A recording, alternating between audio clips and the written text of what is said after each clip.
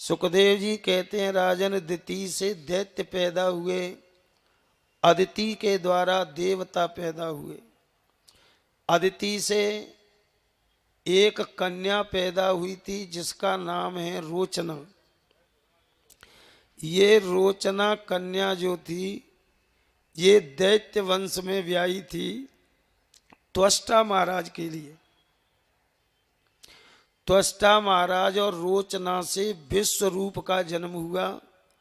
विश्वरूप के 3 सिर थे, 3 मुंह थे। एक मुंह से अन्न खाता था, एक मुंह से यज्ञ की खीर खाता था और एक मुंह से शराब पीता था।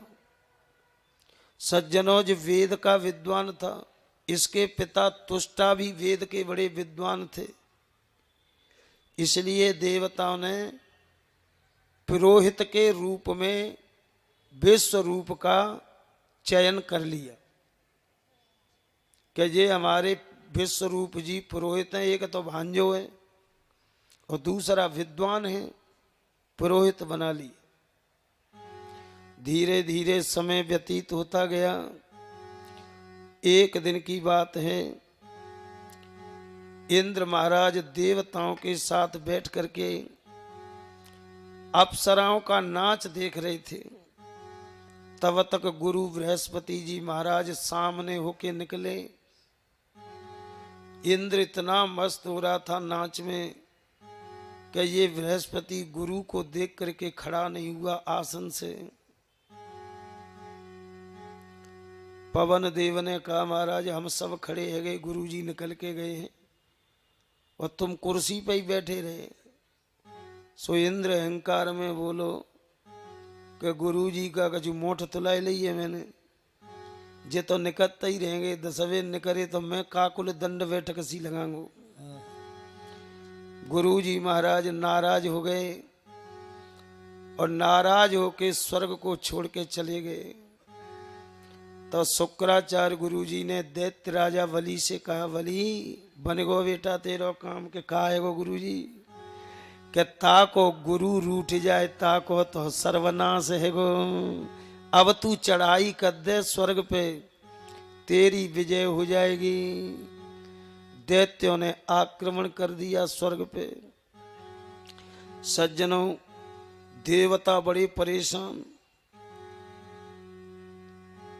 अब देवताओं ने नारायण भगवान की प्रार्थना करी कि अब क्या करें, पर नारायण भगवान भी कहीं चले गए। वे विष्णु लोक में गए तो वहां भी नहीं मिले। तब देवताओं ने निर्णय किया कि इंद्रदेव यज्ञ ते विजय होती है, इसलिए यज्ञ करो। अब बात ये आई कि यज्ञ करें तो अब कौन पे करावें। गुरु जी ने के दर्शन ना हेरे, बृहस्पति जी के कहाँ चले गए। तब ये निर्णय किया कि शास्त्र कहता है अगर गुरु जी नहीं मिले तो पुरोहित जी से यज्ञ करा लेना चाहिए। तो विश्वरूप पुरोहित जी को लेकर के आ गए, यज्ञशाला का निर्माण किया। पुरोहित विश्वरूप ने 3 आचमन कराए इंद्र को यजमान के आसन पर बिठा करके, और विश्वरूप पुरोहित ने इंद्र के लिए नारायण कवच का उपदेश दिया। श्रीमद् भागवत के 6वें स्कंद के पूरे 8वें अध्याय में नारायण कवच है। इसका पाठ करने से, इसकी कथा सुनने से अकाल मृत्यु नहीं होती है, एक्सीडेंट नहीं होगा और लक्ष्मीवान होता है। सज्जनों 42 श्लोक कहे नारायण कवच में। तो क्या कह रहे हैं पुरोहित जी महाराज, नारायण कवच को कैसे सुना रहे हैं। हरिर्विद्यान मम सर्वरक्षाम न्यक्स्तांग पदमा पदगेन्द्र पृष्ठे धरारि चर्मा सिगदे सुचापा पासां दधानोष्ट गुणेष्ट बाहु। पूर्व की ओर मुंह कराया इंद्र का, 3 आचमन कराए, नारायणाय नमः, केशवाय नमः, माधवाय नमः। और विश्व रूप कहते हैं महाराज, हाथ जोड़ के और नारायण भगवान से प्रार्थना करो और ये कामना करो। कौन सी? क्या कह रहे हैं? क जले सुमाम रक्षतु मत्स्य मूर्तिर व यादो गणेभ्यो वरुण स्थले सुमाया बटुवामनु, स्थले सुमाया बटुवामनु विक्रमा के वतु विश्वरूपा वतु विश्वरूप। इसका अर्थ है कि जल में मत्स्य भगवान मेरी रक्षा करें और हथकड़ियों से, बेड़ियों से वरुण देवता रक्षा करें। इस पृथ्वी पर बटुक वामन भगवान मेरी रक्षा करें। आकाश में विश्व रूप भगवान मेरी रक्षा करें। इस प्रकार से नारायण कवच का उपदेश दे करके पुरोहित जी महाराज बोले इंद्र से कि बोलो महाराज क्या चाहते हो इस यज्ञ से? इंद्रदेव बोले कि महाराज इस यज्ञ से हम चाहते हैं कि दैत्यों का नाश हो और देवताओं की विजय हो। इतना सुनते ही विश्वरूप पुरोहित जी के पसीना निकल गया कि मर गए भैया। क्यों? अब विश्वरूप पुरोहित विचार कर रहा है, अगर मैंने दैत्यों के नाश के मंत्र बोल दिए तो मेरे चाचा, ताऊ, भैया, बाबा सब मर जाएंगे, क्योंकि दैत्य कुल में तो था ही विश्वरूप पुरोहित। और विचार किया, अगर मैं देवताओं को मारने के मंत्र बोलता हूं तो मेरे मामा, नाना, मौसी सबके सब मारे जाएंगे, नंसारी खत्म हो जाएगी पूरी तरह। इसलिए विश्वरूप पुरोहित ने विचार किया कि एक काम तो कर लूं कि दो ने बराबर तो कर दूं। यज्ञ प्रारंभ हुआ तो एक बार आहुति बोले देवाय स्वाहा, फिर मन ही मन में बोल जाए दैत्याय स्वाहा। इंद्र ने मन में विचार करो कि पुरोहित जी एक मंत्र तो बड़ी जोर से बोल रहे हैं, पज्जा दूसरे मंत्र में मोठ सी चबाए जाते हैं, पतो ही ना पर रोज का बोल रहे हैं। इंद्र प्राणायाम क्रिया का विद्वान होता है, सो प्राणायाम क्रिया चढ़ा के पूरा हाल जान गए इंद्र को। और पुरोहित जी तो दो ने आहुति दे रहे हैं। इंद्र को आया क्रोध, इंद्र ने निकाली तलवार और इंद्रदेव ने पुरोहित जी के तीनों शीश काट लिए। जिस मुंह से अन्न खाता था विश्वरूप पुरोहित, वहां में ते तीतुर पैदा है गए। जिसमें से यज्ञ की खीर खाता था वहां में ते कलविंग नाम का पक्षी पैदा हो गया। कलविंग किसे कहते हैं जानते हो? कलविंग नाम के पक्षी की बड़ी लंबी चोंच होती है। अब आजकल वो दिखत नानी, पहले पक्षी बहुत है तो हम लोग बातें खोट मढ़ैया कहते, तब छोटे छोटे थे तो वो यानी पीड़ में छेद कर देती थी। और सज्जनों, जिस मुंह से उसमें ते मोर नाम का पक्षी पैदा हो गया। अब पुरोहित की हत्या चांडाली को रूप धारण करके इंद्र खाई दौड़ी। इंद्र डर के मारे भागो फिरे, तब सरोवर के जल में बैठ गया नीचे और हत्या जल के ऊपर मड़राने लगी। जब कुछ वर्षों के बाद में निकला जल में से तो वो हत्या विश्वरूप पुरोहित की इंद्र को खाने दौड़ी। इंद्र हाथ जोड़ के बोला, देवी कैसे भी मुझे छोड़ दो। हत्या कहने लगी, इंद्र अगर तू बचना चाहता है तो 4 स्थानों पे मुझे बांट दे, थोड़ी थोड़ी। इंद्र सबसे पहले स्त्रियों के पास पहुंचा, कहने लगा हमारी एक हिस्सा की हत्या ले लो, पुरोहित वाली। स्त्रियां बोली, पुण्य देवे तो कबू नहीं आए, हत्या देवे आएंगे, हम क्यों लेकर कोई हत्या है। इंद्र बोलो, चिंता मत करो, मैं बदले में तुम्हें वरदान दूंगा। वरदान के लोभ में आकर के स्त्रियों ने वो 4 आनावर हिस्सा की हत्या स्त्रियों ने स्वीकार कर ली। सज्जनों, स्त्रियां जब मासिक धर्म से होती हैं तो वो पुरोहित की हत्या होती है उस समय। इसलिए शास्त्रों ने उल्लेख किया है कि मासिक धर्म के समय स्त्रियों का मुंह भी नहीं देखना चाहिए, स्त्रियों के हाथ का भोजन नहीं पाना चाहिए, क्योंकि वो पुरोहित की हत्या है। इंद्र ने बदले में स्त्रियों को वरदान दे दिया कि गर्भावस्था में भी अगर पुरुष तुम्हारे साथ संभोग करेगा तो तुम्हारे गर्भ को हानि नहीं होगी, ये वरदान दे दिया। इसके बाद में ये वृक्षों के पास पहुंच गया। वरदान के लोभ में आकर के वृक्षों ने भी हत्या स्वीकार कर ली।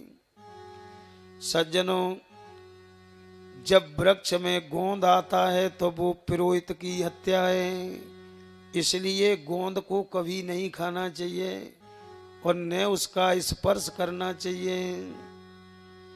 वृक्षों को वरदान दे दिया इंद्र ने कि तुम्हारे ऊपर जो कटिंग करेगा, तुम्हें काटेगा, तो 1 साल के अंदर तुम फिर वैसे के वैसे ही हो जाओगे। इसके बाद ये जल के पास गया। वरदान के लोभ में आके जल ने भी 4 आनावर हत्या स्वीकार कर ली। तो सज्जनों, जल के ऊपर जो हरे रंग की काई जम जाती है वो पुरोहित की हत्या है। इसलिए जल के ऊपर से काई हटा के पानी पीना चाहिए। वरदान दे दिया जल के लिए कि अब तुम एक जगह से दूसरी जगह चलने बहने लग जाओगे। पहले पानी बहता नहीं था, अब इंद्र ने वरदान दे दिया तो बहने लग गया। सज्जनों, इसके बाद ये पृथ्वी से बोला, क्या 4 आनावर हत्या बची है, इसे तुम ले लो। वरदान के लोभ में पृथ्वी ने उस हत्या को स्वीकार कर लिया। सज्जनों, आपने देखा होगा जिस जमीन पे खौर जम जाता है, जिसको ऊसर जमीन कहते हैं, जहां अन्न पैदा नहीं होता, वो पुरोहित की हत्या है। बात जगह पे होके निकलना नहीं चाहिए।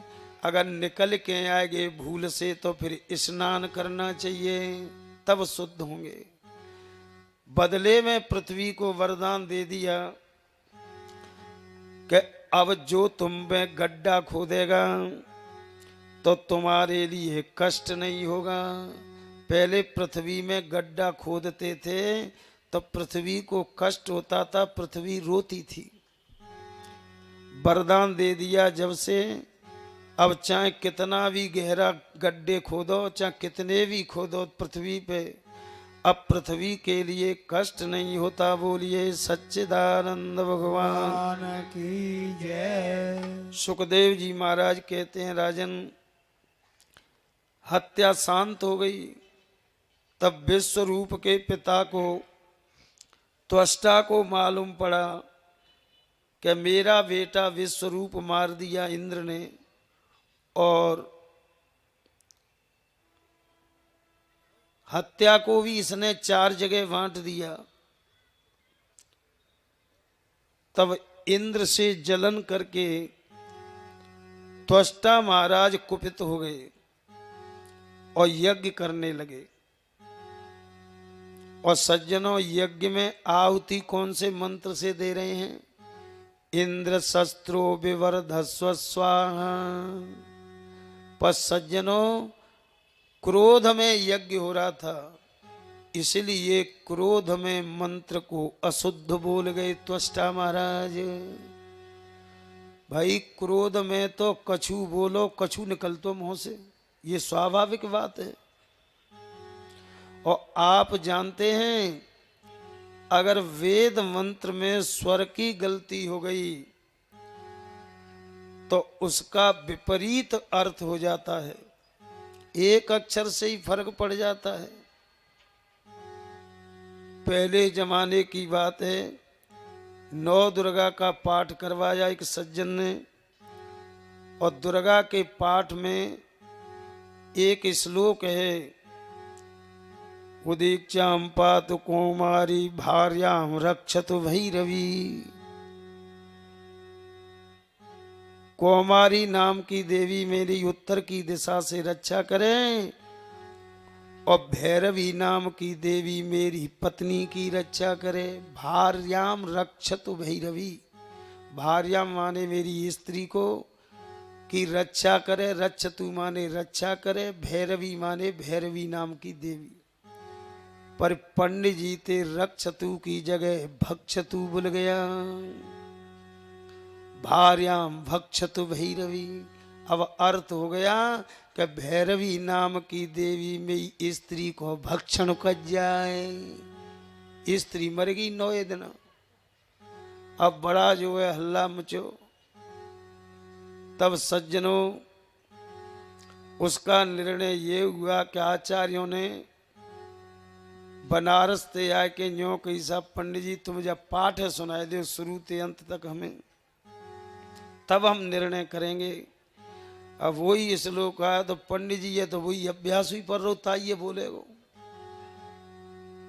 तो कोई बस भैया याने भक्षतु बोला है। ऐसे ही चक्कर पर वो त्वष्टा महाराज से, तो त्वष्टा महाराज को बोलना चाहिए था कि इंद्र शस्त्रो विवर्धस्व स्वाहा।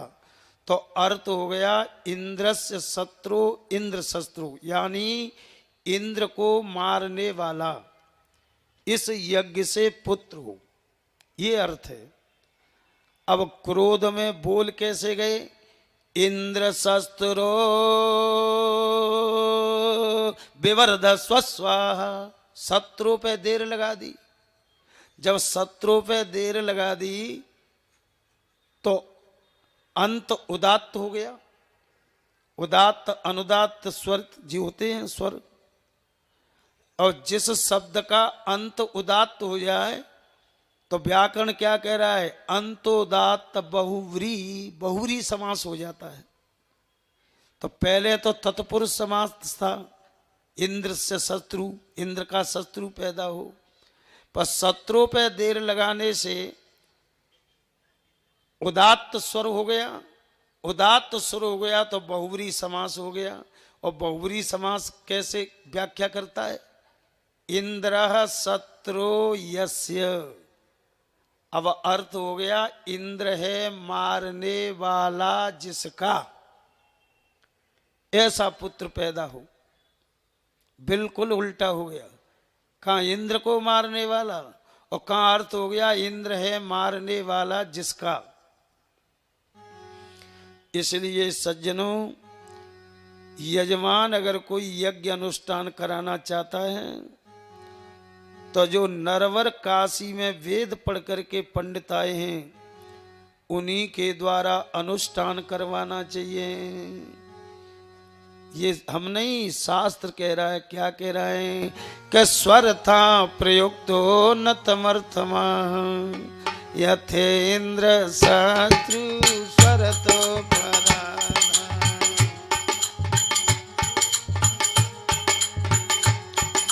यथेन्द्र शस्त्रो स्वर तो बाधका। जैसे, इसलिए सज्जनों एक बात बताएं आपको, टाटा बिरला डालमिया जब यज्ञ कराते हैं ना तो नरवर काशी से विद्वान आचार्य को बुला के इंटरव्यू लेते हैं पंडितों का, और जब इंटरव्यू में पास हो जाता है वो ही यज्ञ का अधिकारी होता है। अब आप सोच रहे होंगे कि महाराज हम का जाने कि पंडित जी उल्टो पढ़ रहे हैं, मंत्र के सीधो पढ़ रहे हैं। एक बात बताओ, जब आप बेटी के संबंध के लिए जाते हैं तो लड़का के बाप ते कैसे कह देते हैं कि दिखाइयो जा कि मार्ग सीट कहीं पढ़े हुए कि वैसे ही डोले हो तभी तक, तो मार्ग सीट देखते हो तो संतुष्टि कर लेते हो कि बढ़िया पढ़ो लिखो भैया जी, तो अच्छे नंबर हैं। तो एक बात है, जब पंडित जी ये नोतवे जा रहे हैं तो न्यों तो अंदाज करो कि जी कि तुम पढ़े हुए गए हैं क्या घर ही बैठे रहे। अगर ये क्या पढ़े हुए गए हैं नरवर काशी तो परीक्षा पास करिएगा। भागवत पढ़े हैं तो भागवताचार्य की डिग्री होगी, 7 वर्ष को कोर्स है भागवत का। इसलिए हमारे जगरिया जी कल बच्चू सिंह जी कह रहे थे कि महाराज भागवत तो हमनू पढ़ लई और एक वे नहीं 10 बार पढ़ लई, पर कछु समझ में ना आवत तो तुम ऐसे समझ रहे। तो हम तो जो है हिंदी का मूल गुटका है, इसमें श्लोक ही श्लोक है, हिंदी का तो एक भी अक्षर नहीं है। श्लोकों की व्याख्या कर रहे हैं आपके सामने। तो ये बात सत्य है, जब तक गुरु मुख से नहीं पढ़ोगे। ऐसे ही रामायण का 7 वर्ष का कोर्स है अयोध्या में, और भागवत का वृंदावन धर्म संघ में है, काशी में नरवर में है। 7 वर्ष गुरुजी से पढ़ लेते हैं तब इसकी परीक्षा होती है, परीक्षा हो जाती है तब उसकी डिग्री मिलती है। तो ये देखना चाहिए, बिना पहचान के। इसलिए ब्राह्मण को आप निमंत्रित करके अनुष्ठान कराओगे तो विद्वान ब्राह्मण के द्वारा किया हुआ अनुष्ठान ही सफल होगा। नहीं यजमानम हिनस्ति, अशुद्ध बोला हुआ मंत्र स्वयं ब्राह्मण का तो नाश करता ही है, परंतु अनुष्ठान कराने वाले यजमान का भी विनाश कर देता है। इसलिए पूर्ण आहुति का गोला छोड़ा, हवन कुंड में ते वृत्तासुर दैत्य निकल पड़ा। वृत्त कहते हैं 2 कोस थे, 2 कोस को लंबो और 1 कोस को चौड़ो, 1000 हाथ, सूर्य के समान नेत्र, ऐसा बली वृत्तासुर हथियार साथ में धारण करके कुंड से निकला। कहने लगा पिताजी आज्ञा करो मैं क्या करूं। कि जाओ इंद्र को समाप्त कर दो, क्योंकि इस इंद्र ने तुम्हारे भाई विश्वरूप का वध किया है। जब युद्ध भूमि में वृत्तासुर ललकारे, घमासान युद्ध हुआ, सज्जनों बाणों की वर्षा होने लगी। एक दिना में ही वृत्तासुर ने देवता त्राह त्राह कर दे, पकड़ में आ जाए तो हाथ से पकड़ के वृत्तासुर देवता को 2-2 कोस दूर फेंक देता है गेंद की तरह। जैसे तैसे शाम पकड़ी, क्योंकि सूर्यास्त के बाद में युद्ध होता नहीं है। तब देवताओं ने रात में विचार करो कि अब ना बच रहे वृत्तासुर से। हे भगवान, हे नारायण, आप हमारी रक्षा करो वृत्तासुर से। तब आकाशवाणी होती है कि इंद्र वृत्तासुर को तुम नहीं मार सकते। अगर तुम वृत्तासुर को मारना चाहते हो तो नई मिसारण्य में दधीची ऋषि तपस्या कर रहे हैं, और दधीची ऋषि की हड्डियां मांग करके ले आओ। हड्डियों से जब वज्र बनेगा, उस वज्र से वृत्तासुर मरेगा। सवरे देवता नैमिषारण्य में पहुंच गए रात के 12 बजे। दधीची ऋषि महाराज के सामने दरवाजे पे पहुंचे। दधीची ऋषि प्रसन्न हो गए और कहने लगे, आज मेरा जीवन धन्य हो गया कि मेरी कुटिया पे देवतागण पधारे हैं। बोलो महाराज मैं क्या सेवा करूं? इंद्र बोला, महाराज हमारी सेवा करोगे? दधीची ऋषि बोले, कैसी बात कर रहे हो? तन से, मन से, धन से, तीनों से मैं सेवा करने के लिए तैयार हूं। इंद्र कहने लगा, महाराज हमें तुम्हारे धन की आवश्यकता नहीं है, हमें तुम्हारे मन की आवश्यकता नहीं है। आइए महाराज, हमें तो आपके तन की जरूरत है, दे सकते हो? दधीची ऋषि बोले, क्यों नहीं, इससे बड़ा और उपकार क्या होगा? प्राण निकलने के बाद में ये सब कुछ जलाया जाता है या जल में फेंक दिया जाता है या गड्ढा खोद के गाड़ दिया जाता है। पर परहित सरिस धर्म नहीं भाई, और पर पीड़ा सम नहीं अधमाए। पर पीड़ा सम नहीं अधमाए। परोपकार के समान कोई पुण्य नहीं है। इस प्रकार से सुखदेव जी महाराज कहते हैं, राजन दधीची महाराज कहते हैं कि महाराज मैं प्राणायाम चढ़ा के अभी प्राण त्यागता हूं, तुम मेरी हड्डियों के लिए ले जाना। प्राणायाम चढ़ा के प्राण त्याग दिए। देवता दधीची ऋषि की हड्डियों को खींचने लगे। और सज्जनों, अब खटपट की आवाज होए, हड्डियों को खींचे जब, तो खटपट की आवाज सुनकर के ऋषरानी अंदर आश्रम से आई बाहर। देवताओं को देखते ही कहने लगी, देवताओं तुम बड़े मतलबी हैं, तुमने अपने स्वार्थ के कारण मेरे पति देव के प्राणों का हरण कर लिया, परंतु तुमने ये विचार नहीं किया कि बिना पति के स्त्री की क्या दशा होती है। अरे जिया बिन दे नदी बिन बारी, उत्ते से ही नाथ पुरुष बिन नारी। नाथ पुरुष बिन नारी। बिना प्राणों के शरीर जैसे बिना जल के नदी, ऐसे ही बिना पति के स्त्री की दशा होती है। तुमने मेरे पति देव के प्राणों का हरण कर लिया, मैं तुम्हें श्राप देती हूं कि सवरे देवता अब संतानहीन हो जाओगे, किसी देवता के अब संतान नहीं होगी। सज्जनों, तब से काऊ देवता के आज तक संतान नहीं होती है। ऋषरानी का श्राप लग गया। देवता हड्डियों को लेकर के आए और देवताओं को जो कारीगर हैं विश्वकर्मा के लिए बुलाया और 3.5 वज्र बनवाए हड्डियों में से। 3.5 वज्रों के नाम सुन लो, सारंग, पिनाक और गांडीव।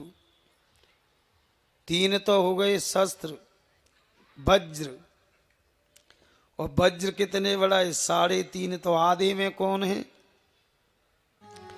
कंबोदिनी नाम की गदा बनाई थी। गदा जो है आधे वज्र में सम्मिलित होती है। सज्जनों, बाद में पिनाक नाम के धनुष को भगवान ने अयोध्या में तोड़ा था। सारंग नाम के धनुष को कंस के यहाँ भगवान कृष्ण ने तोड़ा था। और गांडीव नाम का जो धनुष है वो अर्जुन के पास रहा, और इसके बाद में अग्नि देव को दे दिया। आज भी ये गांडीव अग्नि देवता के पास है। और जो कंबोदिनी नाम की गदा है वो आज भी हनुमान जी महाराज के पास में रहती है। बोलो हनुमत लाल की जय। 3.5 वज्र बनवा के अगले दिन हाथी पे बैठ के जब इंद्र वज्रों को लेकर के आया, तब सज्जनों तपसी की हड्डियों के वज्र को देखते ही वृत्तासुर के हाथ पैरों में दर्द होने लगा।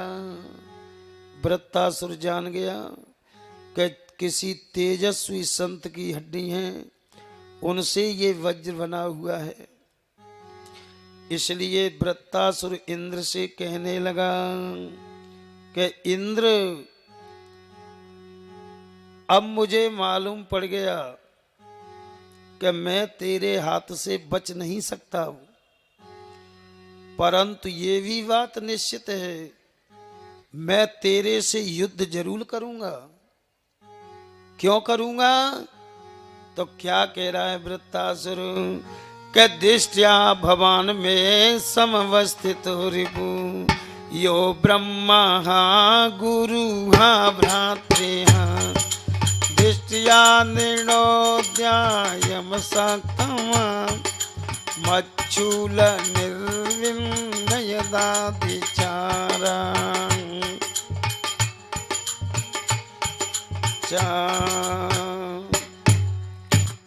क्योंकि शास्त्र कहता है जो अपने भाई का बदला भाई नहीं लेता किसी से, तो वो कृतघ्नि है, वो नरकगामी है। जो अगर किसी ने गुरु का अपमान कर दिया और वो अपने गुरु का बदला नहीं लेता उससे, तो वो शिष्य कृतघ्नि है। सज्जनों, कृतघ्नि उसे कहते हैं कि जिसके साथ में उपकार किया जाए पर को वो एहसान नहीं मानने, ऐसे को ब्रह्म हत्या के समान उसको पापी बताया है कृतघ्नि को। तैने मेरे भाई का वध किया है, इसलिए मैं तुझसे युद्ध अवश्य करूंगा, अब तू सावधान हो जा। इतना कहते ही इतनी जोर से ललकारा और सज्जनों, इंद्र को हाथी के समेत वृत्तासुर ने पेट में निगल लिया, पेट में रख लिया। अब इंद्र अंदर पेट में बैठ करके तलवार से कुच्छा का भेदन कर रहा है, वृत्तासुर की कुच्छा का। और वृत्तासुर बीच रणभूमि में आसन लगा के बैठ के, जो देवताओं के बाण आ रहे हैं ना 10-10 हजार चारों तरफ से, सबों को हाथों से रोक रहा है। बताइए। और आंख बंद करके वृत्तासुर नारायण भगवान की स्तुति कर रहा है। परीक्षित महाराज बोले, क्या कहने महाराज, युद्ध में तो अपने प्राणन बचावे की पड़ी रहती है, और युद्ध भूमि में भी वृत्तासुर नारायण की स्तुति कर रहा है आसन लगा के। तब कहते हैं परीक्षित, सही भक्त तो वही है भगवान का जो हर स्थिति में, हर परिस्थिति में भगवान का भजन करता है। हाँ? ये भगवान के भक्त थोड़ी होते हैं।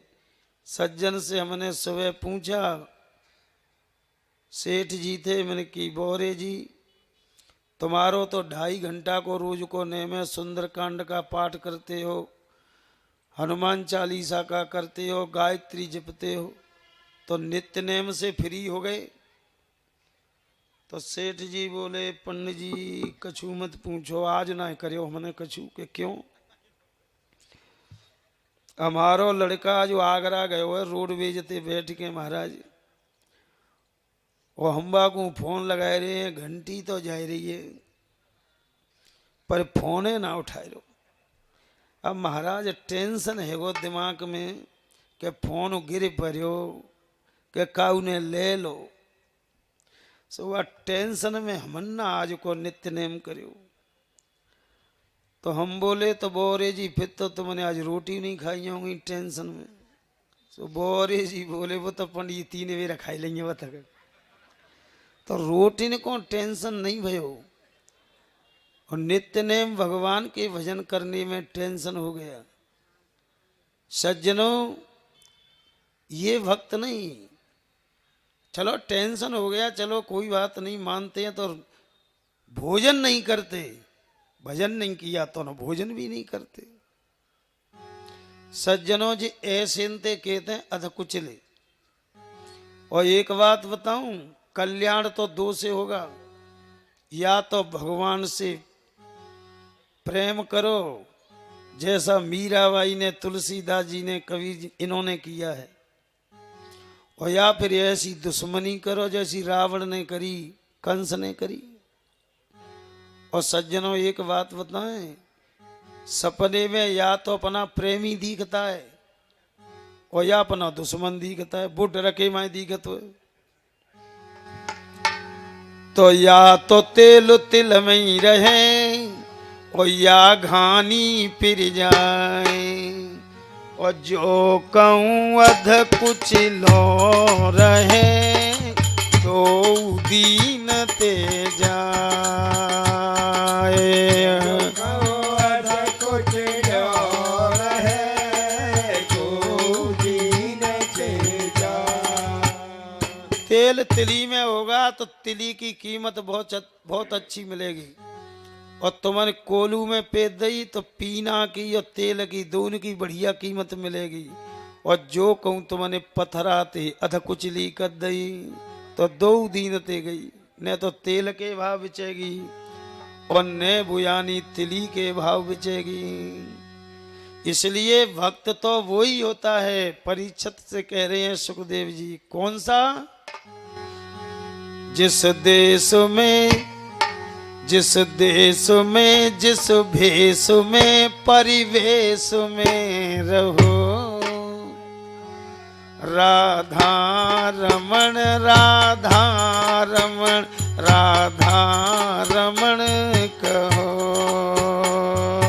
राधा रमण राधा रमण राधा रमण कहो।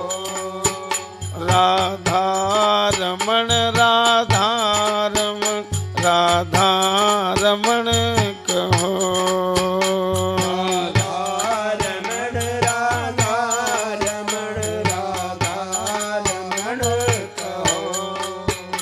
जिस देश में जिस भेष में परिवेश में रहो, राधा रमण राधा रमण राधा रमण कहो। राधा रमण राधा रमण राधा रमण कहो। जिस संग में जिस रंग में जिस रंज में रहो, जिस संग में जिस रंग में जिस रंज में रहो, राधा रमण राधा रमण राधा रमण कहो। राधा रमण राधा रमण राधा रमण कहो। राधा रमण राधा रमण राधा रमण कहो। राधा रमण राधा रमण राधा रमण कहो। जिस भोग में जिस योग में जिस रोग में रहो,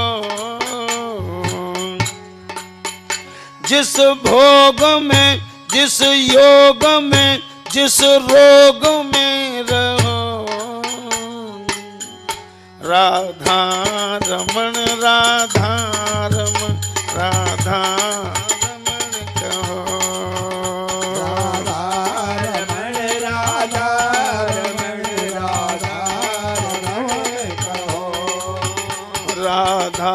रमण राधा रमण राधा रमण कहो। राधा रमण राधा रमण राधा रमण कहो।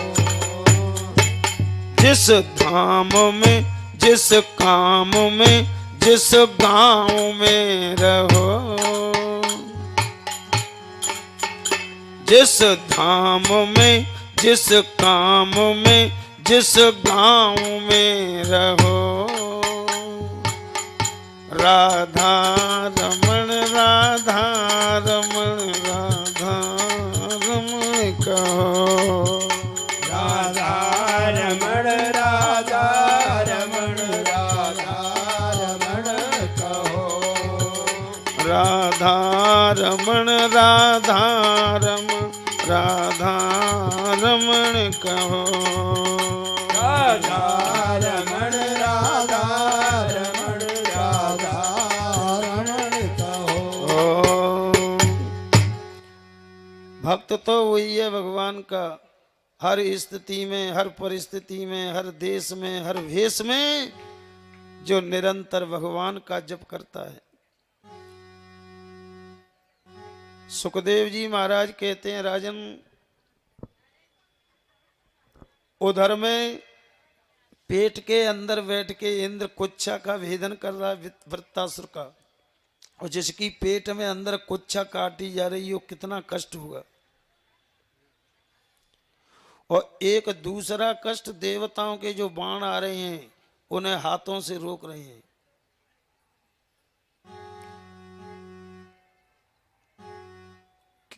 डबल कष्ट हो गया। और फिर भी 4 श्लोकों में स्तुति करी है वृत्तासुर ने नारायण भगवान की। चौथे श्लोक पे उनके प्राण निकल गए। अब सज्जनों, यहां थोड़ी समझने की बात है। वृत्तासुर की जो 4 श्लोकों की स्तुति है, ये पूरी भागवत में अलग तरीका की है। और ये अलग तरह की क्यों है? अलग तरह की इसलिए है कि पहले श्लोक में तो धर्म मांगा है, दूसरे में अर्थ मांगा है, और तीसरे में काम मांगा है, और चौथे श्लोक में मोक्ष मांगिए। पर सज्जनों, ये भी ध्यान रखना, जो शास्त्रों में धर्म अर्थ काम मोक्ष बताए ना, ये नहीं है। या के तो अलग ही तरीका के हैं चारों। और कैसे तरीका के हैं सुनिए। भागवत में पहले श्लोक में वृत्तासुर धर्म मांग रहा है नारायण भगवान से कि मेरा धर्म कैसा होना चाहिए। तो पहले तो श्लोक के सुनो, फिर इसका अर्थ करेंगे। क्या कह रहे हैं वृत्तासुर? अहम हरे तब पादैक मूला, और दासानु दास भवितास्मि भू, मना स्मरेता मुक्ते गुणा, मना स्मरेता मुक्ते गुणा, गृहीत वा कर्म करोति काया।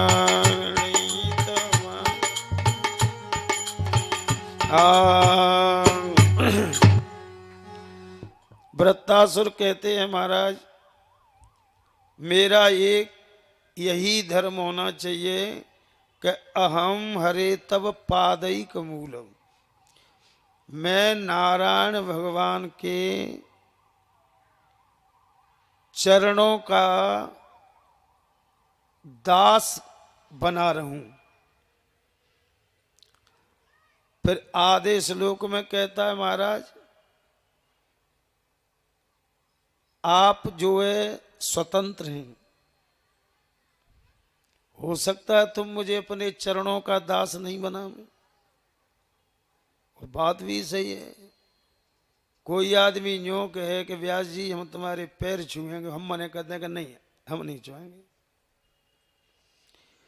तो ये कोई जरूरी नहीं है कि आप मुझे अपने चरणों का दास बना लें, परंतु महाराज एक मेरी आपसे प्रार्थना है, अपने चरणों का दास बनाना और चाहे मत बनाना, पर महाराज तुम्हारे चरणों का जो दास है, वह दास के चरणों का दास मुझे जरूर बना लेना।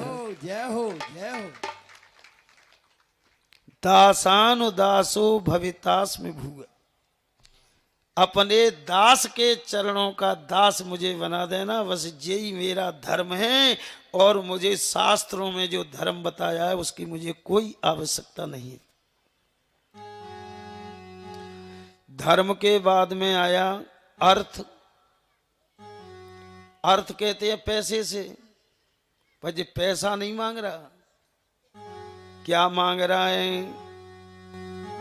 न नाक प्रश्नम न च पारमेशम न सार्वभौमम न रसाधिपम न योग सिद्धेर पुनर्भवम वांछन्ति यत् पापरजायत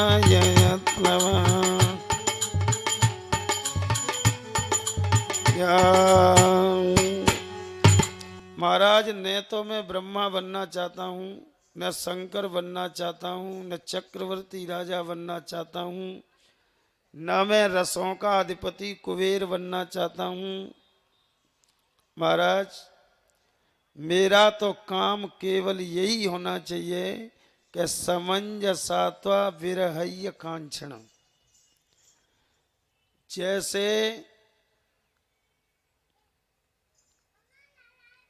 घोंसले में चिड़िया बच्चे का जन्म देती है, चिड़िया चुंगने चली जाती है, बच्चा आंख बंद करके योगियों की तरह जैसे समाधि लगा देते हैं, तैसे शांत बैठा रहता है, न हले न चिगे। महाराज, चाहे तो वो डर के माए बैठो रहते हो, क्या को कौआ नहीं आ जाए, चूहा नहीं आ जाए, गिलहरी नहीं आ जाए, मुझे मार नहीं जाए, इस डर की वजह से वो बैठा रहता है। और चाहे महाराज वो अपनी मैया की याद में बैठा हो कि मेरी मैया कब आएगी, और जब उसकी माता चिड़िया घोंसले में आ जाती है तो एकदम पंख फड़फड़ाता है, चींची चींची करता है। तो यहाँ कहते हैं कि जैसे वो चिड़िया का बालक प्रसन्न होकर के और माता की ओर चिल्लाता है, पंख फड़फड़ाता है, ऐसे ही मैं आपके दर्शनों की लालसा में तड़पता रहूं, विरहहीन बनता रहूं। जय हो जय हो जय हो। फिर कहते हैं कि अजात पक्षा एवं मातरा खगा।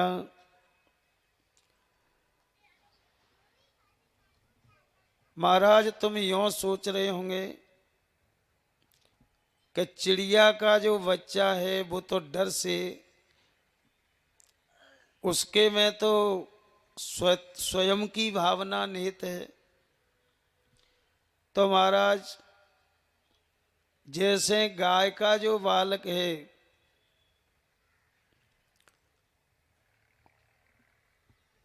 और मालिक बछड़ा को खूंटे से बांध देता है और गाय चरने के लिए चली जाती है कोसों दूर जंगल में, और खूंटा से चुपचाप बंधा रहता है, पर जो ही संध्या के 5 बजे तब वो खड़ा होके जमीन पे वो बछड़ा रमाता है। महाराज, उधर उसकी मैया के अंदर इतना प्रेम है बछड़े की प्रति कि अच्छा 2.5 कोस दूर क्यों नहीं हो वो गैया, वो बछड़े की आवाज उसके दिल में पहुंच जाती है, उसकी माता गाय के पास। फिर वो बालक की याद करके दौड़ती है। तब महाराज ने तो रास्ता में देखे कि बच्चा खड़े हुए कि बूढ़ो खड़े हुए, सबको छलांगती हुई भाजती है।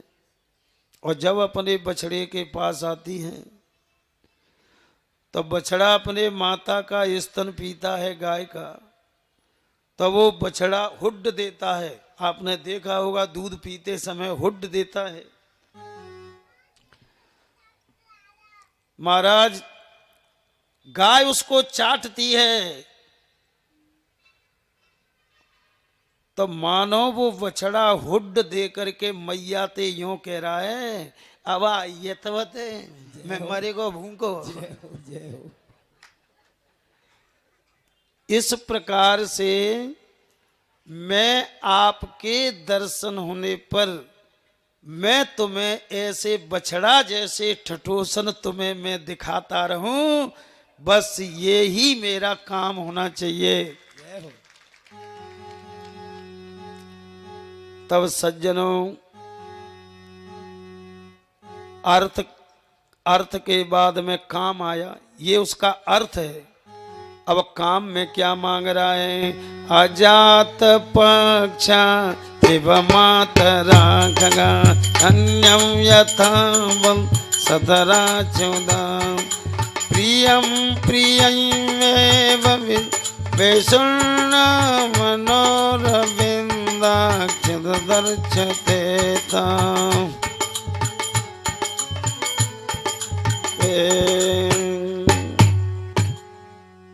महाराज मेरा काम क्या होना चाहिए? महाराज जा काम है मैं राजी ना कि तुम पे जल चढ़ाऊं फूल चढ़ाऊं, जी ऐसे काम नहीं।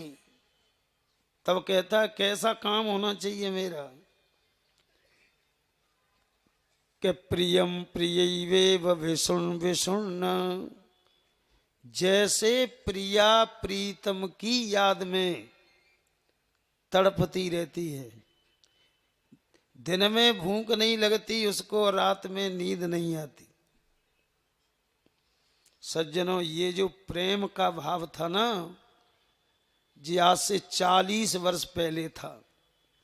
तब जी टेलीफोन नहीं थे, पतिदेव परदेश चले जाते तो स्त्रियां सगुन देखती थीं कि पति देव कब आवेंगे। नेक दीवाल पे कौआ बोलिया तो खुश हो जाती पत्नी और एकदम कहती मेरे पति देव आए रहे हैं तो उड़ी जा। जय हो। जय हो। जे आजकल की मालूम नहीं है, पर जे 40 वर्ष से ऊपर जो बैठी होंगी या माताएं उनको मालूम होगी। प्रियम प्रियैलेव विषुण विषुण। अब तो टेलीफोन लगे रहे हैं, 5 मिनट लेट, कहाँ रह गए, हेलो। अब तो तुम लेट है, सब पता लग जा तो मैं यहां आ गया, अब आने वाला हूं। सज्जनों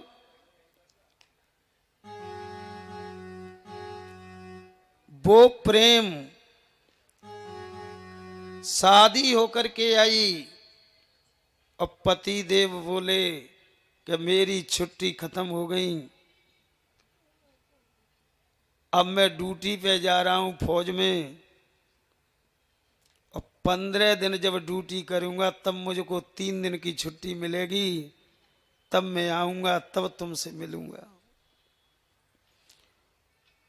तब पत्नी कहती है महाराज मैं तो पढ़ी लिखी भी नहीं हूं, मैं तो ये भी नहीं जानती कि ये 15 दिन कैसे कब होंगे, ये कितने होते हैं।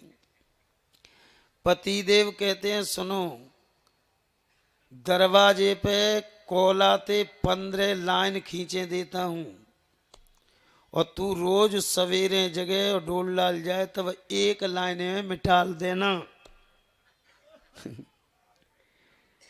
15 दिन सवरी लाइन मिटल जाए, 1 मिटाना रोज,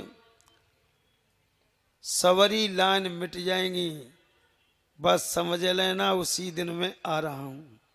कि ठीक है। सज्जनों, तब वो रोज सुबह एक लाइन मिटाती है। उसे चिंतन लगा है दिन रात कि वे दिना कब आवेंगे जिस दिन मेरे पति देव यहाँ पधारेंगे। तब वह दिखते हैं कि अब तो मिटवे पे आ गई, थोड़ी सी हैं। तब वो बहू, वो पत्नी सास ते कहती है, माता जी अब तो लाइन मिटवे वारी है, अब तो भी आईवे वारे हैं। खुशी के मारे नाचती है और सास से प्रसन्नता व्यक्त करती है। बस महाराज, मैं तुम्हारे दर्शनों की लालसा में बहू की तरह तड़पता रहूं। प्रियम प्रिय भविष्यं सुनना मनोरविंदा छददर्क्षते त्वां छददर्क्षते। बस यही मेरी काम वासना, यही काम हो कि तुम्हारी याद में, दर्शनों की याद में तड़पता रहूं, तड़पता रहूं, और मेरा कोई काम नहीं हो। चौथे में श्लोक में मोक्ष मांग रहा है। अब मोक्ष किसे कहते हैं कि जन्म मरण के बंधनों से छूट जाए, चले जाए ऊपर, भगवान के मोक्ष हो गई। पर जना जानो चाहे रहो ऊपर, जी कह रहे मेरी तो जी मोक्ष होनी चाहिए महाराज। कि कौन सी? अरे ममत्तमश्लोक जने सुसख्यम व संसार चक्रे भ्रमता ये तस्तदा।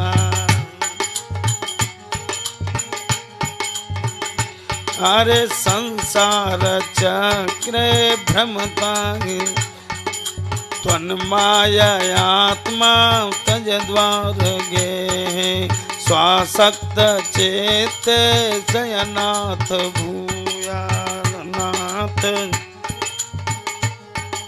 भू। महाराज, मेरी तो बस यही मोक्ष है। मैं तो केवल आपसे ये चाहता हूं, ये तो तुम्हारी मर्जी है महाराज, मेरे कर्म के अनुसार तुम्हारे मन में आवे ता भेज देना।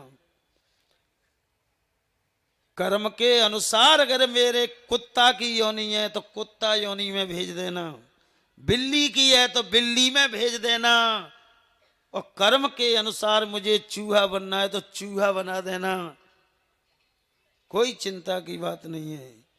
परंतु महाराज, एक मेरी आपसे प्रार्थना है, चाहे कुत्ता बनाना चाहे बिल्ली बनाना, पर ऐसे गांव को बनाइयो ता गांव में भागवत की कथा होती हो। तो महाराज, मैं तुम्हारे भागवत के श्लोकों को सुनता रहूंगा, तुम्हारी कथा सुनता रहूं। बस योनि ते मुझे कोई चिंता नहीं है, तुम्हारी इच्छा हो सो बना देना। इतना कहते ही वृत्तासुर के प्राण निकल गए और वृत्तासुर भगवान के परम धाम को चला गया।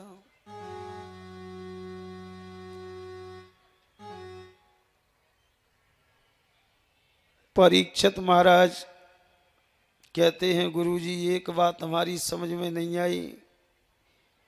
एक तो जो राक्षस, और राक्षस होते हुए महाराज जाकी तो संत महात्माओं से भी परे बुद्धि हो गई।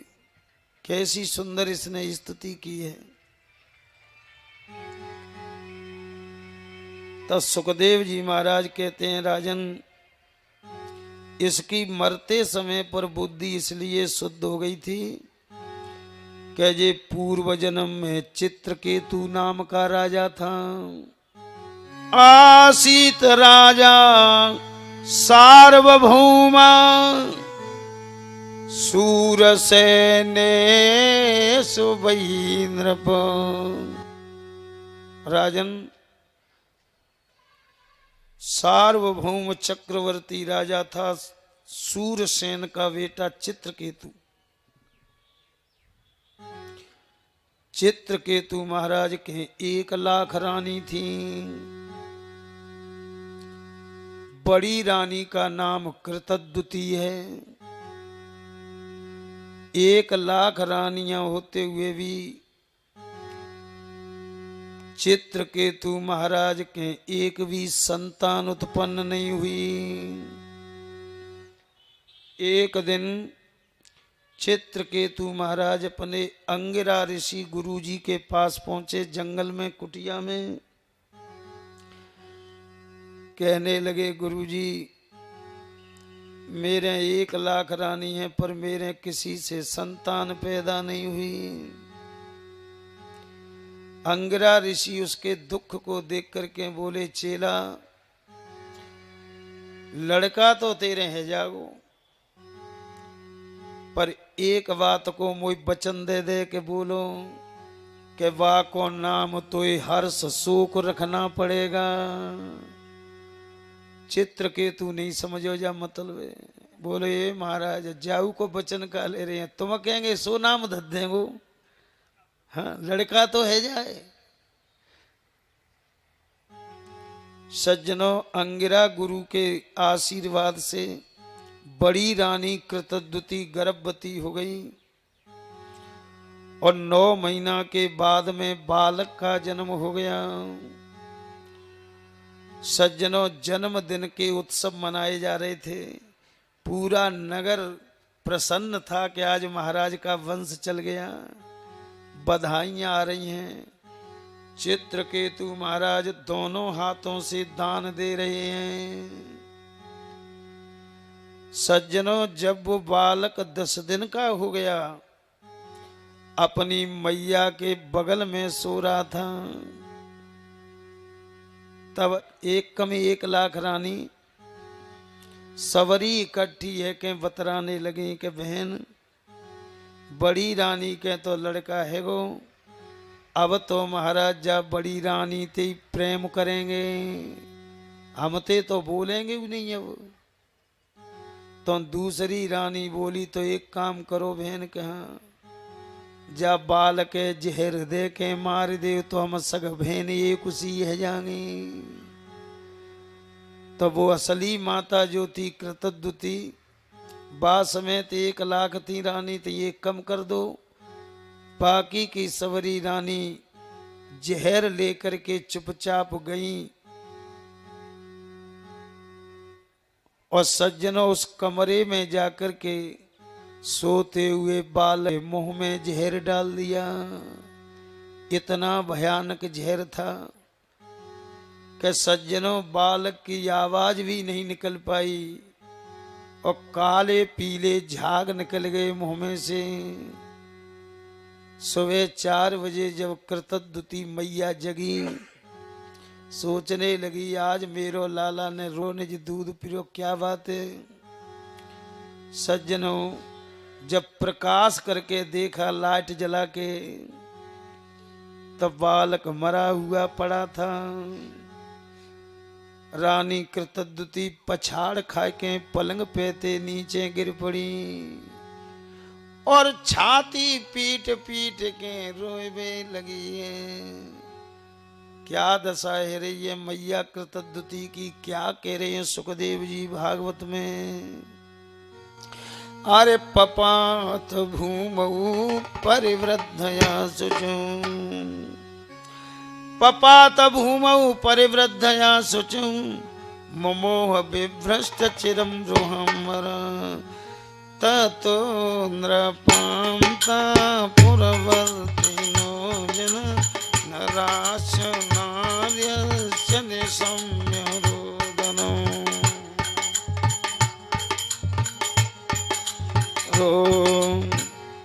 सज्जनों, जैसे कपिला गाय अपने बछड़ा की याद में जंगल में चिल्ला चिल्ला के प्राण त्याग देती है, ऐसे माता कृतद्युति की दशा हो रही है। ततो नृपांता पुरवासिना जना, सबरे नगरवासी रो रहे हैं, हे भगवान ये का भयो। सब नर नारी विलाप करने लगे हैं। और सज्जनों, अरे पपात बालस्य च पादमूले, बालक के चरणों को पकड़ करके माता कृतद्युति विलाप कर रही हैं। जैसे सावन भादों के महीना में घोर वर्षा होती है, जब छत के पनारे चलते हैं, या प्रकार से माता कृतद्युति की आंखों से आंसुओं के पनारे बहने लगे हैं। स्तनद्वयं कुङ्कुमगन्धमण्डितं निषिञ्चति सुजनबाहुबन्ध विकीर्य केशं विगलसृजन् सुशोच क्षेत्रं पुररीवसस्वरम्।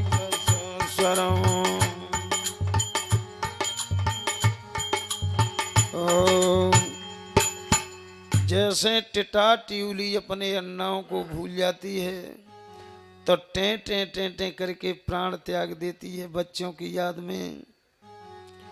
सज्जनों, ऐसी दशा माता कृतद्युति की हो रही है। तब कृतद्युति अपने सिर को फोड़ फोड़ के कह रही हैं, अहो विधाता स्वमतीव सस्वरम यस्यात्मस्रष्टा प्रतिरूपमीहसे। हे विधाता, जब मेरे भाग्य में पुत्र नहीं था तो आपने मुझे क्यों दिया, और जब देवी दिया तो मेरी गोद में से क्यों छुड़ा लिया।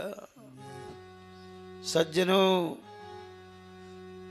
इस सूचना को सुनते ही चित्रकेतु महाराज पछाड़ खा के जमीन में आंगन में गिर पड़े और बेहोश हो गए। तब अंगिरा ऋषि महाराज को मालूम पड़ा कि अब तो चलो भैया चित्रकेतु के पास में, नहीं मरेगो तब हम गए तो का हो, हमारो चेला है। सो देवर्षि नारद जी महाराज को साथ लेकर के अंगिरा ऋषि महाराज राजमहल में पहुंचे।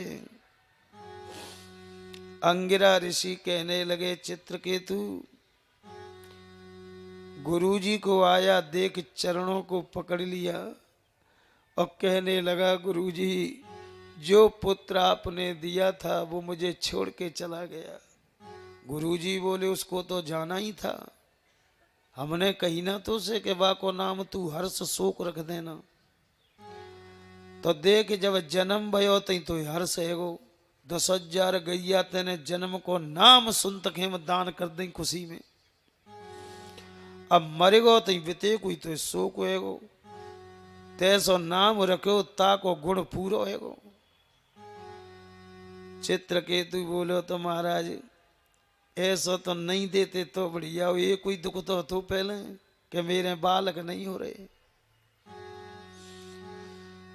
अंगिरा ऋषि कहते हैं, लाला कोई किसी को लेने देने वाला नहीं है, जो कुछ भी किसी को मिलता है वो कर्म से प्राप्त होता है। चित्रकेतु बोलो, तो महाराज न्यों बताओ, या 10 दिना के बालक ने क्या कर्म कर दिए जो जन्म लेते ही 10वें दिन इसको मरना पड़ा। नारद जी बोले, लाला जाए हम बताएंगे तेरे ने, अगर मैं अपने मोहते बताऊं तो सांची नहीं भरेगी, क्योंकि तू इस समय मोह में डूबा हुआ है। सो तू न्यों सोचेगो कि मैं मने समझ आए भी कुछ समझ आए रहे हैं। अब मैं या बालक को ही जिंदा करता हूं थोड़ी देर के लिए, और जब बालक ही तुझे बताएगा। नारद जी ने कमंडल से जल लेकर के जब बालक के ऊपर छोड़ा, जब वह बालक आंखें टिमटिमाने लगा तो एकदम उसकी माता पिता एकदम झपट के गोद में, ओ बेटा, अरे देख मेरी तरफ देख, ओ मैं तेरो बाप हूँ मैया, ओ बेटा मैं तेरी माता हूँ, ओ तू हमें छोड़ के कहाँ चला गया। तब वो बालक कहने लगा, कस्मिन चिन्मयी जातो मातरम पितरम तब। अब न्यो तो बताए दो, दो जने तुम चिल्लाए रहे हो बहुत देते, कौन से नंबर के मैयो बाप हैं तुम, न्यो तो बताओ। जय हो। एक जिका के रो नंबर बता रहे हो, हाँ नंबर ही तो है। जादना ते धरती रची है, करोड़ों जन्म मेरे हो गए, करोड़ों तुम्हारे हो गए। काऊ जन्म में तुम मेरी बहन भी बनी होगी, भाई बहन भैया, काऊ में भूआ, किसी जन्म में अम्मा बनी होंगी, काऊ जन्म में जन्म, कितने जन्मों में तुम मेरे माता पिता बने होंगे। चित्रकेतु बोलो, बेटा हम तेरे मारे मरे जा रहे हैं और तू ऐसी भाषा बोल रहे हो। तब बालक कहने लगा, महाराज सगत दुनिया रोई रही है अपने अपने का जी, मैं यूं कह रहा हूं कि तुम तो रोई रहे हो अपने मतलब, और मोह खुशी ये रही है कि नारायण भगवान ने मेरे ऊपर बड़ी कृपा करी। तो कोई क्या कृपा कर दे कि सुनो महाराज, मैं पूर्व जन्म में दृष्टद्युम्न नाम का राजा था। भादों के महीना में हाथी पे बैठ करके मैं जंगल में शिकार खेलने के लिए जा रहा था, तो रास्ते में गिजाइन को गुच्छा दिख्यो। मेरो हाथी बड़ो पढ़ो लिखो समझदार हो, मैंने अंकुश ते इशारो कर दो कि जब गिजाइन के गुच्छा पे पांव रख दे। मेरे हाथी ने उस पे पैर रख दिया महाराज, तो वहां में 1,00,000 गिजाई थी, एक हाथी के पैर से बाहर निकल गई, वो बच गई, नहीं वे सब मर गई। और देखो पिताजी, एक कम 1,00,000 गिजाई मारी, और जिस सग अपनो बदलो चुकती मुंह पे, तो एक कम 1,00,000 बार मुझे मरना पड़ता। जीव मारती मुझे एक एक करके, पर नारायण भगवान ने कितनी बड़ी कृपा करी है कि वे सवरी 1,00,000 रानी बन के आएगी तुम्हारे यहाँ। जो बच गई पैर ते हाथी के थे, वो तुम्हें यसली माता है जी कृतद्युति। जय हो। और जो मर गई तिन मिल के जहर दे के, एक संगई बदलो चुकिलो अपनो। जय हो। जय हो। अलग अलग बदलो चुकती तो एक कम 1,00,000 बार मरना पड़ता। सो मेरे ऊपर तो कृपा करिए भगवान ने, और तुम वैसे ही चिल्ला रहे हो। चित्रकेतु को ज्ञान हो गया, बालक के प्राण निकल गए। चित्रकेतु ने विचार किया, जब कर्मों का ही फल सबको भोगना पड़ता है, तो क्यों नहीं हम अच्छे शुभ कर्म करें। चित्रकेतु महाराज जंगल में निकल गए, नारायण भगवान की तपस्या करने लगे, भगवान विष्णु की। तब विष्णु भगवान ने प्रसन्न होकर के चित्रकेतु के लिए सुंदर विमान दे दिया कि ले बेटा, जब विमान में बैठ के आनंद से घूमना, मैं तुझ पे प्रसन्न हूं। अब तो विमान में बैठ करके चित्रकेतु घूमता है, सुंदर रूप दे दिया भगवान ने, गंधर्व बना दिया चित्रकेतु को। तो क्या कह रहे हैं भागवत में, क्या एकदास विमाने न विष्णु दत्ते न भास्वता, गिरिशम ददृशे गक्षन परितम से दिचारणे। एक दिन चित्रकेतु विमान में बैठ करके आकाश मार्ग में उड़ता हुआ कैलाश पर्वत के ऊपर पहुंच गया। उस समय कैलाश पर्वत पर शंकर भगवान के बगल में पार्वती बैठी थी, और पार्वती जी ने शंकर भगवान के गले में गलवैयां डाल रखी थी और शंकर जी सप्त ऋषियों को ज्ञान का उपदेश दे रहे थे। चित्रकेतु की नजर पड़ी ऊपर से, तो चित्रकेतु कहने लगा, कौन कहता है ये जगत माता है? इसको इतनी भी शर्म नहीं है पार्वती को कि दिन में और जो है वो भी सप्त ऋषियों के सामने और शंकर जी के कंधे पे हाथ धर के बैठी है। अब पार्वती जी की बुराई करने लगा। तब पार्वती जी कहती हैं, दुष्ट, जो जैसी वस्तु खाता है ना, उसे वाही वस्तु की डकार आएगी। प्याज खाने वाले को प्याज की डकार आती है और खीरा खाने वाले को खीराओं की डकार आती है। तेरे पेट में पाप है लाला, इसलिए तू माता में दोष देखता है।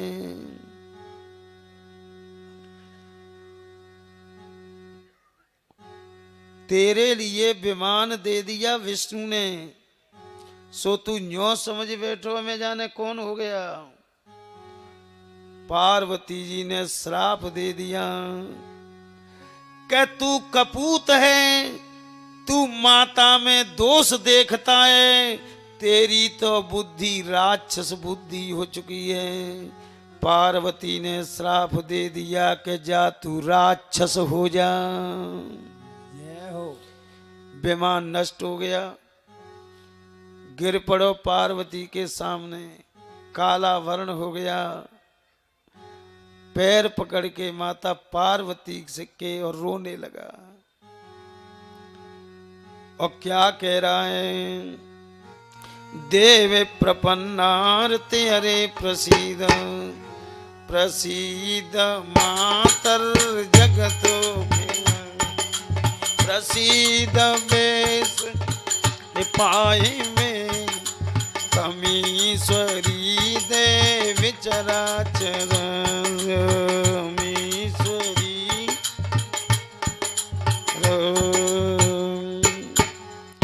हे जगत वंदिनी, देवताओं के द्वारा पूजित देवी, हे मातेश्वरी, आप मुझे क्षमा करो। मैंने अपराध किया है और आपने मुझे दंड दे दिया, दंड मुझे स्वीकार है, पर मेरो कल्याण कैसे होगा? ऐसी प्रार्थना करी तो आप तो जानते ही हैं, कुपुत्रो जायेता क्वचिदपि कुमाता न भवति। पुत्र को पुत्र हो सकता है, माता को माता नहीं हो सकती। मैया को दया आ गई और बोली, बेटा श्राप तो लग गया, ये तो वापस नहीं होगा, परंतु मैं तुझे साथ में वरदान देती हूँ कि राक्षस तो तू बनेगा, पर एक दिन तेरे प्राण पे संकट आएगा।